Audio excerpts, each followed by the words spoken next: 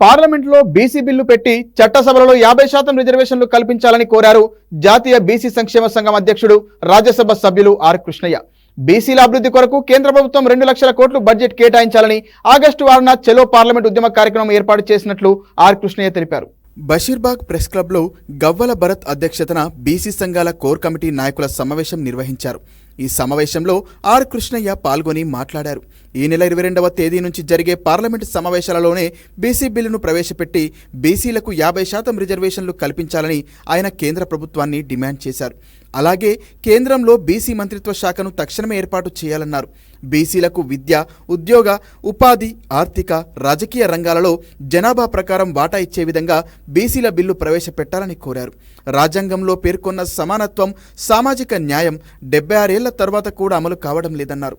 కేంద్ర ప్రభుత్వం ఇటీవల సేకరించిన గణాంకాల ద్వారా రాజకీయ రంగంలో బీసీల ప్రాతినిధ్యం 14% దాటలేదని, దీంతో బీసీలకు ఎంత అన్యాయం జరిగిందో తెలుస్తోందన్నారు.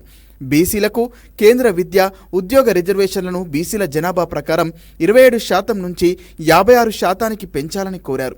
ప్రతి సంవత్సరం ప్రవేశపెట్టే బడ్జెట్లో బీసీలకు 2 లక్షల కోట్లను కేటాయించాలని డిమాండ్ చేశారు. ఎస్సీ ఎస్టీ అట్రాసిటీ యాక్ట్ మాదిరిగా బీసీలకు సామాజిక రక్షణ, భద్రత కల్పించడానికి బీసీ యాక్ట్ను తీసుకురావాలని కోరారు.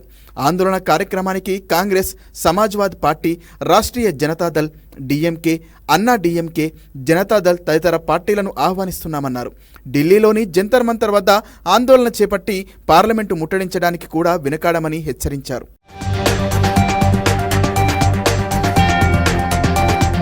వచ్చే పార్లమెంటు సమావేశాల్లో బీసీ బిల్లు పెట్టి చట్టసభల్లో బీసీలకు 50% రిజర్వేషన్లు కల్పించాలని, అదేవిధంగా కేంద్రంలో బీసీల అభివృద్ధి కోసం ప్రత్యేక మంత్రిత్వ శాఖ పెట్టాలని, బీసీల అభివృద్ధి కార్యక్రమాల కోసం ఏటా 2 లక్షల కోట్ల బడ్జెట్ కేటాయించాలని, ప్రైవేట్ రంగంలో ఎస్సీ ఎస్టీ బీసీ రిజర్వేషన్లు పెట్టాలని, అదేవిధంగా సుప్రీంకోర్టు, హైకోర్టు జడ్జిమెంట్లు అన్నీ బీసీలకు వ్యతిరేకంగా వస్తున్నాయి కాబట్టి అందులో కూడా బీసీలకు బీసీ ఎస్సీ ఎస్టీలకు జనాభా ప్రకారం రిజర్వేషన్లు పెట్టాలని కేంద్ర ప్రభుత్వం మీద ఒత్తిడి తీసుకురావడానికి ఆగస్టు 6న పెద్ద ఎత్తున ఆంధ్రప్రదేశ్, తెలంగాణ, ఆంధ్రప్రదేశ్, కర్ణాటక, యూపీ, హర్యానా అన్ని రాష్ట్రాల నుంచి వేలాది మందిని బీసీలు